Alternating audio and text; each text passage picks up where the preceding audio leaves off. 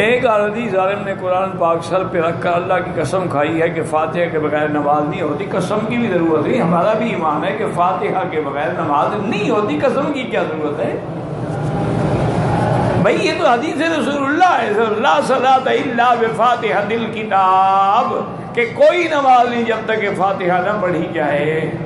آپ مجھے یہ کریں کہ کوئی نماز دکھائیں جس میں فاتحہ نہ ہو۔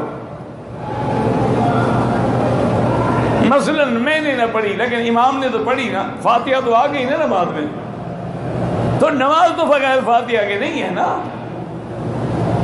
باقی یہ ہے کہ امام ابو حنیفہ رحمۃ اللہ علیہ جو فرماتے ہیں کہ بھئی مقتدی نہ پڑھے، وہ گھر سے نہیں کہتے، وہ بھی کہتے ہیں کہ یہ قرآن ہے کہ جب قرآن پڑھا جائے تو سنو اور چپ رہو۔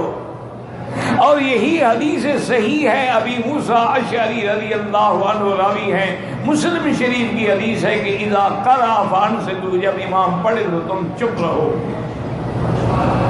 یہ دو حدیثیں ہو گئی، اور تیسری حدیث میں حضور نے فرمایا ہے کہ من کان لہ امام فقراءۃ الامام لہ قراءۃ، جس آدمی کا امام ہے، امام کی قراءت جو ہے وہی مقتدی کی قراءت ہے۔ اور اسی طرح صحیح حدیث میں حضور نے سکھلایا ہے نمازیوں کو اور مقتدیوں کو، وظیفہ بتلایا ہے کہ اذا کبر وکبروا، اذا رکع فرکعوا، اذا سجد فسجدوا، اور آخر میں اذا قال الامام غیر المغضوب علیہم ولا الضالین فقولوا آمین۔ تو غیر المغضوب علیہم ولا الضالین امام کا وظیفہ ہے، مقتدی کا نہیں ہے۔ مقتدی کا وظیفہ ہے کہ وہ کہے آمین بس۔ اور اسی طرح سے حدیث ہے رسول اللہ کی کہ من ادرک الرکوع فقد ادرک الرکعہ، ایک آدمی اگر رکوع میں آ کے ملا ہے اس کی رکعت شمار ہوگی، اس نے تو کچھ ہی نہیں پڑھا۔ یہ ساری حدیثوں کو جمع کر کے اللہ تمام ائمہ پہ کروڑوں رحمتیں کرے، اور امام ابو حنیفہ پہ اللہ رحمتیں کرے، انہوں نے ساری حدیثوں پہ عمل کیا۔ بڑے افسوس کی بات ہے کہ جو امام 4 حدیثوں پہ عمل کر رہا ہے اس کو تو کہتے ہیں یہ حدیث نہیں مانتا، جو صرف ایک حدیث پکڑے ہوئے ہیں وہ حدیث پہ عمل کرتے ہیں۔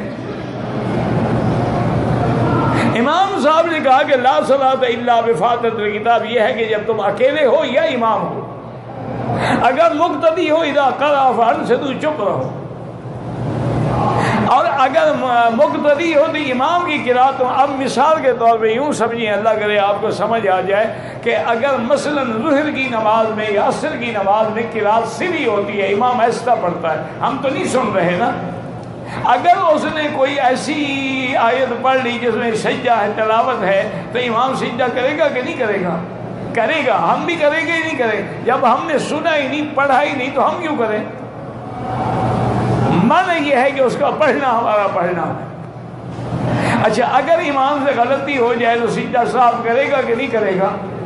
تو اگر امام سجدہ صاف کرے، ہم بھی کریں گے یا نہیں کریں گے؟ تو ہم نے تو غلطی نہیں کی، ہم کیوں کریں؟